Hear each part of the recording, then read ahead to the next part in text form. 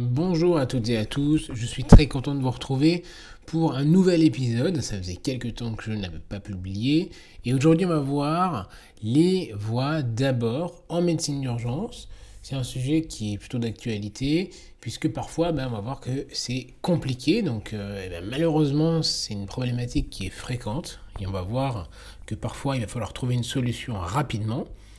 Et la grande question au final, c'est ce qu'on peut vraiment faire en fait la prise en charge du patient alors qu'il n'a pas la voie d'abord que l'on connaît. Donc la première à laquelle on pense, c'est la voie veineuse périphérique ou alors la voie veineuse centrale. Je prends l'exemple par exemple du SMUR, hein, c'est parfois complexe, voire pas du tout adapté.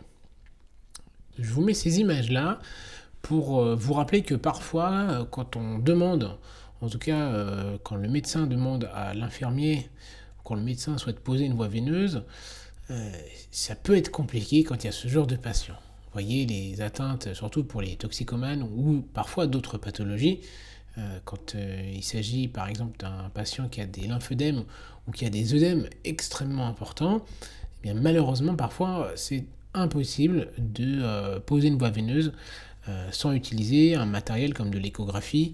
Donc si j'utilise la flèche, ici c'est les atteintes artérielles, quand il y a une injection directement dans l'artère chez les patients toxicomanes. Là c'est principalement que des images globalement de patients toxicomanes.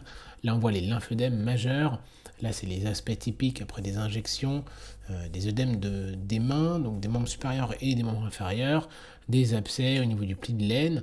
Donc vous imaginez que pour avoir une voie veineuse centrale, par exemple là, ça risque d'être très compliqué. Et quand il y a ce genre de jambes, on peut s'attendre à ce que la pose d'une voie veineuse soit relativement complexe. Alors le déroulement de ce topo, ça va être voie veineuse centrale périphérique, l'intranasal, l'intramusculaire, une sous-cute éventuellement, l'intraos, en aérosol, parce qu'il y a quelques solutions. Et en fait, je ne vais pas vous parler des voies veineuses périphériques ni centrales, puisque comme je vous disais, sinon ce topo n'aurait pas lieu d'être. Donc considérez que vous ne pouvez pas poser de voies veineuses chez votre patient et que vous avez d'autres solutions qu'on va voir actuellement. Et la première qu'on va voir, c'est la voie intranasale.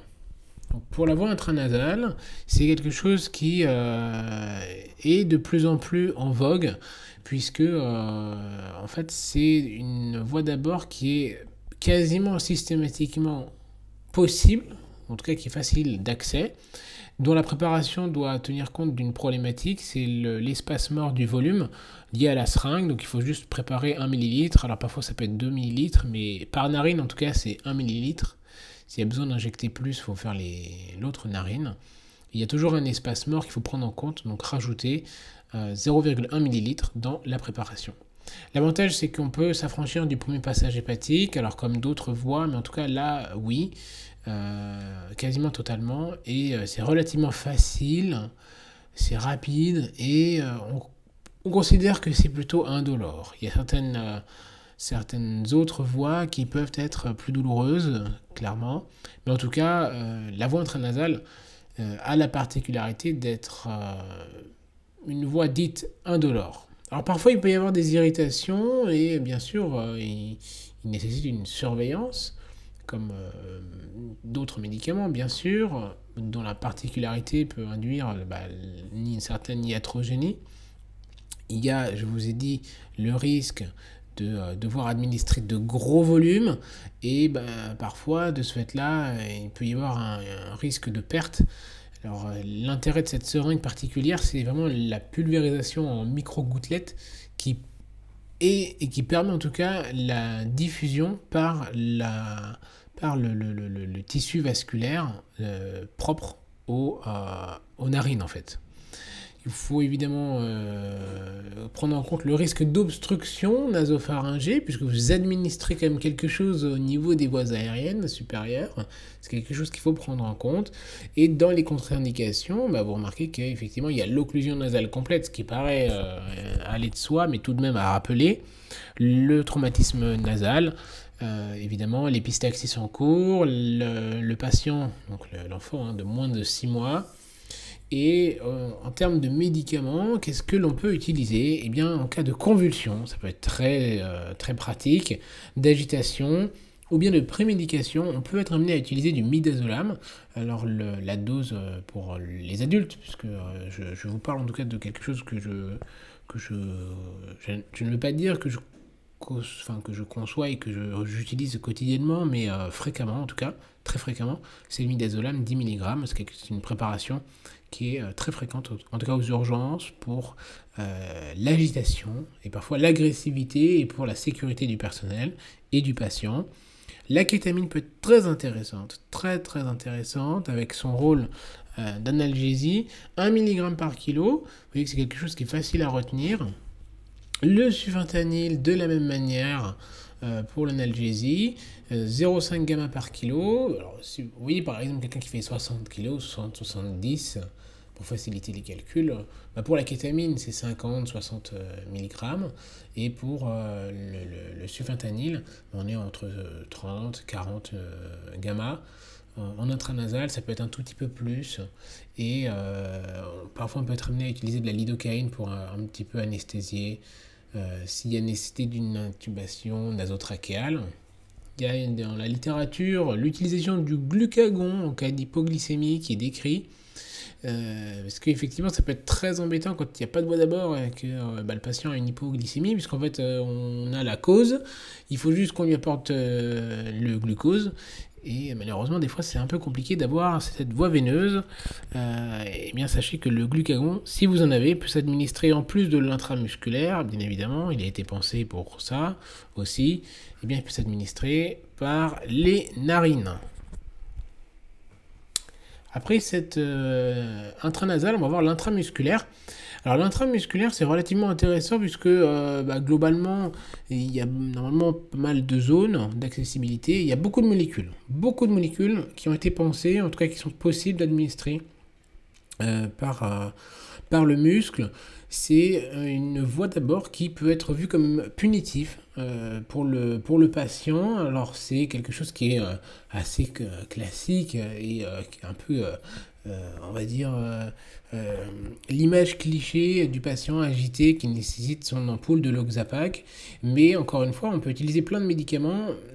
Néanmoins, en cas d'agressivité, c'est une méthode qui est perçue comme étant punitive, même si parfois c'est la seule, en tout cas, qui peut assurer l'administration du médicament pour ce patient-là. Restez très prudent lors de l'administration, bien sûr, parce que les patients peuvent avoir des maladies contagieuses et puis à risque pour le personnel. Les quelques contre-indications, elles sont relativement connues, mais c'est le trouble de la coagulation avec le risque de créer en fait des hématomes significatifs et des syndromes de Loge par la suite, etc. Une allergie vraie aux médicaments, bon ça c'est pour toutes, vous me direz. S'il y a un matériel en regard, vous évitez de percuter bien entendu proche du matériel, ça va de soi par ailleurs. On retrouve dans la littérature la lésion cutanée et l'abcès. Alors certains notent aussi la brûlure. Je dois avouer, parce que on pouvait être amené à intervenir chez un grand brûlé, par exemple. Néanmoins, je pense que s'il n'y a pas de voie d'abord, en tout cas dans l'immédiat accessible, c'est quelque chose qui doit tout de même être considéré chez un patient qui a une voie d'abord un peu difficile. Je ne parle pas de l'abcès dans lequel vous percutez, mais je parle de la peau. Je parle d'une brûlure au deuxième degré. Troisième degré selon l'atteinte, bien sûr. C'est une voie qui paraît quand même très intéressante pour avoir au moins une administration d'un antalgique bien souvent. Et vous voyez que la liste des médicaments utilisables est quand même longue, mais on va juste un petit peu en parler, puisque vous voyez que l'adrénaline, oui, effectivement, l'intramusculaire, c'est quelque chose qui est très fréquemment utilisé en cas d'anaphylaxie. Et je vous rappelle d'ailleurs que c'est le seul médicament qui permet de traiter une anaphylaxie sévère, enfin de grade 2, 3 et 4, a fortiori quand il est en arrêt cardiaque à cause de l'anaphylaxie. Mais vous voyez que c'est une molécule qu'il faut utiliser et qu'on utilise fréquemment.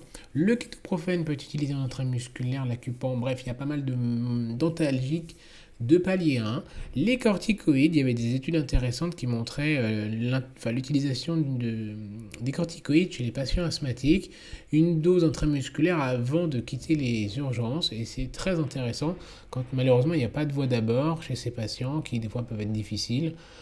Ou alors quand la problématique et la gestion du temps et pour le patient, quand celui-ci demande l'intramusculaire, c'est tout aussi efficace. Je vous parlais du Loxapac, donc c'est la Loxapine, une ampoule de 50 mg. Gardez à l'esprit que ce médicament peut induire une certaine iatrogénie quand le patient est comateux par la suite. Préférez une ampoule, voire 2 ampoules éventuellement. Pour les très grands et gros gabarits, entre guillemets, une troisième, mais à discuter sincèrement. Je mets beaucoup de réserves sur la troisième ampoule de Loxapac. Gardez en tête que c'est fréquent, hein, malheureusement, enfin ça arrive, hein, la sédation trop profonde et le coma induit par l'utilisation de l'oxapine. Le midazolam de la même manière pour une sédation ou bien pour une crise d'épilepsie. Je vous ai mis la dose pour la sédation, mais pour la crise d'épilepsie, c'est tout à fait utilisable et je vous recommande, je vous incite à l'utiliser puisque des fois, c'est quasiment pas possible de perfuser le patient qui est en pleine crise d'épilepsie en raison des mouvements tonico-cloniques. Donc c'est très intéressant. Encore une fois, pour la sédation, on peut utiliser l'olanzapine qu'on n'a pas toujours en SMUR, mais qu'on a fréquemment aux urgences, qui est tout aussi efficace d'après les études que le Loxapac ou le midazolam, sachant que le midazolam a été quand même bien mis en avant par l'étude que vous voyez en haut de la diapo. La kétamine de la même manière, alors certains l'utilisent pour un peu l'effet sédatif, je trouve un peu maladroit l'utilisation de la kétamine, puisque si les patients sont agressifs et qu'on vient à ajouter ce côté un peu dissociatif de la kétamine, je pense que c'est pas la bonne solution. Par contre, c'est extrêmement efficace. Qu'est-ce que j'adore utiliser la kétamine pour les patients, ils adorent aussi, c'est très bien toléré pour l'analgésie, c'est vraiment formidable comme molécule. Donc ne vous privez pas de cette voie d'abord si c'est difficile. La morphine de la même manière, 5 à 10 mg, ça marche très bien. Et ce n'est pas mon domaine puisque je ne suis pas anesthésiste. Néanmoins, il est décrit aussi l'utilisation de curare, la succinylcholine, en cas de laryngospasme chez l'enfant. Si vous voulez, vous pourrez lire l'étude, c'est relativement intéressant. Donc vous voyez qu'au final, l'intramusculaire, c'est une voie qui est quand même très intéressante, même si elle a ce côté un petit peu punitif. Je vous permets de faire une petite parenthèse sur le sulfate de magnésium et la kétamine, puisque de la même manière, j'adore le sulfate de magnésium. C'est un effet fortement synergique. Vous voyez dans cette étude qui est relativement récente, 50 mg par kilo de magnésium, de sulfate de magnésium, permet une diminution, permet en tout cas une meilleure efficacité de l'analgésie recherchée par l'administration de kétamine. On va parler de la voie intra-osseuse. C'est quelque chose qui, bien sûr, est très connu par les urgentistes, muristes, puisque c'est une voie d'abord qui est quasiment systématiquement disponible, sauf cas un peu extrême. Alors, je l'ai eu une fois, mais bon, c'est un peu catastrophique. Quand il y a des fractures un peu partout, évidemment, c'est contre-indiqué. Mais en tout cas, c'est quelque chose qui est plus efficace, plus rapide que la voie veineuse. En termes de rapidité de réalisation du geste, on est sur une minute, voire moins d'une minute. Donc vous comprendrez l'intérêt de la voie intra-osseuse dans certaines situations. C'est la voie de l'urgence traumatologique, clairement. C'est une voie par contre qui est douloureuse. Alors c'est effectivement décrit comme douloureux maintenant dans certaines, en tout cas aux États-Unis, lors de certaines formations, de certaines journées formation. Eh bien avant les Navy, ils se posaient sur eux l'intraos. Bon, c'est un petit peu violent je trouve, mais sachez qu'ils se le posaient sur eux-mêmes. Voilà, c'est sûr que c'est pas une population, entre guillemets, c'est pas une cohorte qui est représentative de la population. Bref, les contre-indications, eh bien, s'il y a déjà une voie veineuse, mais bon, là, ça ne nous concerne pas. Vous n'allez pas poser quelque chose qui est à risque et qui peut être un peu iatrogène, bien sûr. Un os fracturé.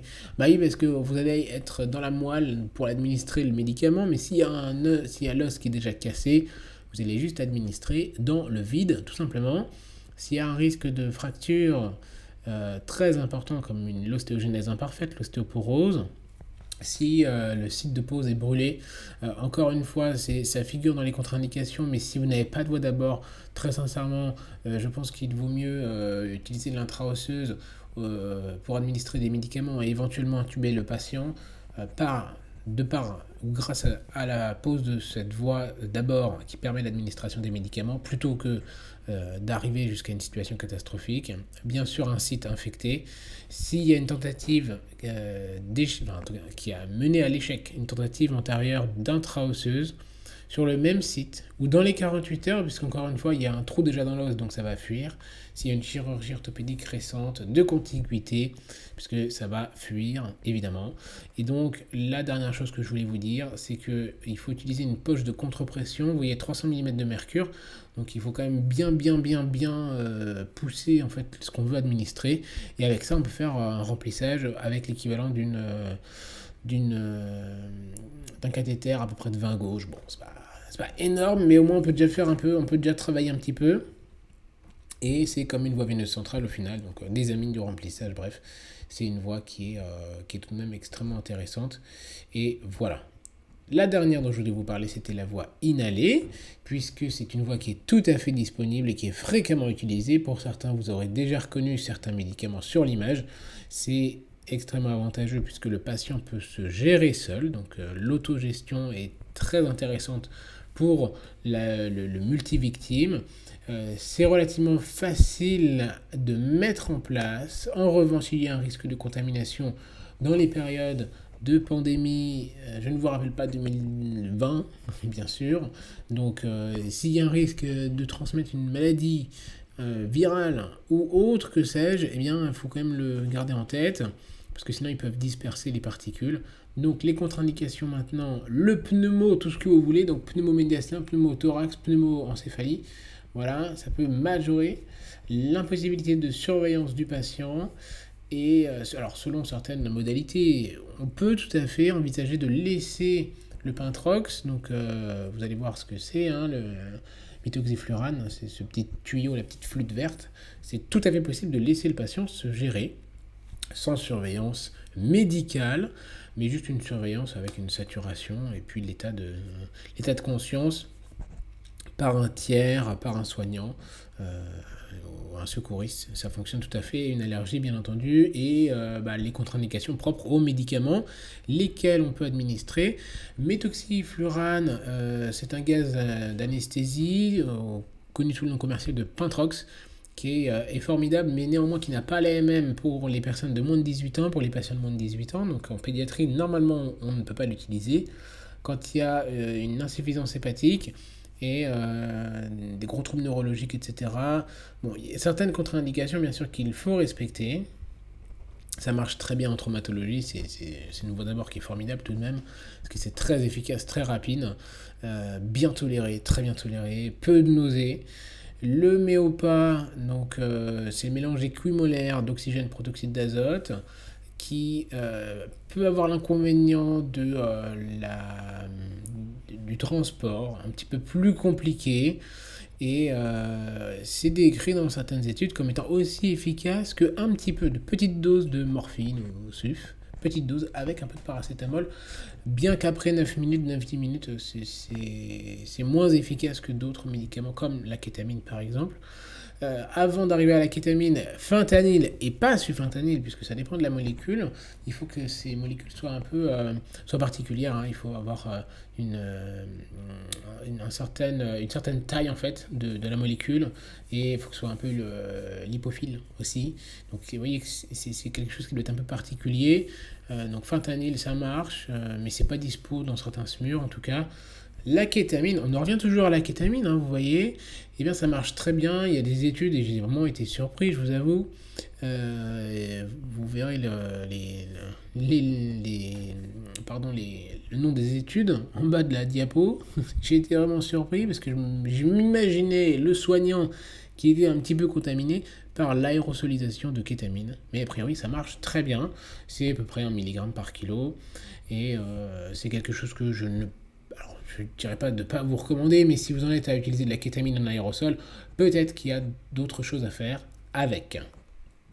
Pour résumer, puisque nous avons terminé sur ce topo, eh bien la problématique de la voix d'abord, c'est quelque chose qui est fréquent, mais qui doit d'abord répondre aux problèmes actuels. Si vous avez 4 patients à traiter, donc un très grave et 3 qui peuvent nécessiter qu'une simple antalgie, ou l'un par exemple une sédation, peut-être que avoir d'autres solutions que 4 voies veineuses, c'est plus intéressant. La voie intranasale, pensez à l'espace mort, c'est une voie qui est relativement élégante, entre guillemets, qui fait beaucoup d'encre, qui fait couler beaucoup d'encre et de papier en ce moment. L'intramusculaire avec ce côté un peu punitif, mais qui permet un large choix de molécules. L'aérosol, encore une fois, à risque de contamination pour certaines maladies, mais à l'avantage de pouvoir être géré par le patient. L'intraos, je l'ai mis en dernier puisque c'est un peu la roue de secours qui est douloureuse, qui peut être utilisable partout, par tous, mais voilà, qui peut être quand même relativement douloureuse. Pourquoi ne pas prémédiquer avec quelque chose en intranasal ou en aérosol? Ça pourrait être tout à fait intéressant en combo. Et la dernière chose, bien sûr, toujours surveiller le patient et vérifier les contre-indications, quelques médicaments que vous administriez. Et voilà, on arrive déjà à la fin de la vidéo, j'espère que ça vous a plu. Si c'était le cas, bien sûr, pensez à vous abonner, à cliquer sur la cloche des notifications, à lâcher un pouce bleu. N'oubliez pas non plus, je vous parle aussi du livre que j'ai écrit sur les méthodologies à mettre en place pour apprendre et retenir, disponible en bas dans la description. Quant à moi, il ne me reste plus qu'à vous dire de prendre soin de vous et de vos patients, bien sûr.